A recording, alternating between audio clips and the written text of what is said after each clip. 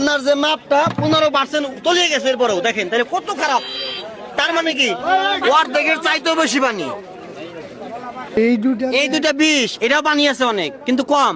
এটার মধ্যে অর্ধেকের বেশি পানি, যেটা আমরা মাপ পাইলাম আপনার সামনে পানি মিশাল করে আমরা যেটা পাইলাম। এটা কি করা যাবে বাজান? না, এটা সবাই নেন বাজান। বাজান এটা কি গাভীর দুধ, কি গরু? Cross cross cross. আচ্ছা আপনি একটু পিছান। ক্রস গাভীর দুধ।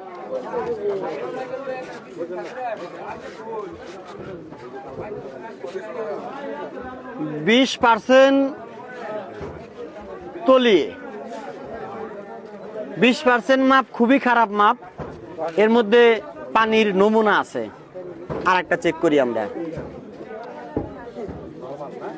না না, এটার মধ্যে ভেজাল, নরমাল না, ভেজাল।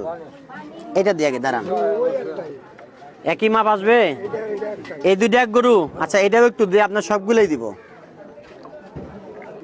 আচ্ছা দেখা যাক।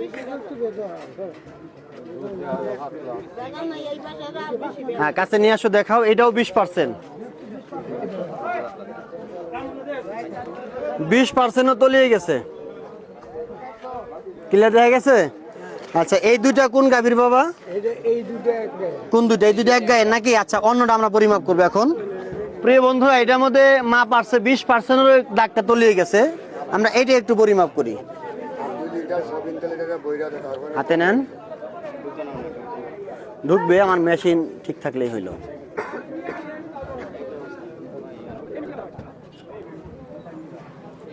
দাঁড়ান দাঁড়ান দাঁড়ান।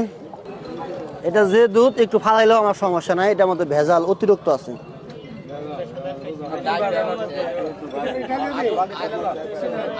ঢালতে হবে না, ঢালতে হবে না, আমি সবাই দেখতে পারবে মুক্ত ভাবে।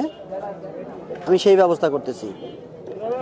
দেখেন এটার যে মাপটা আছে, এটা সর্বোচ্চ খারাপ মাপ। এর চাইতে খারাপ কোনো মাপ হইতে পারে না।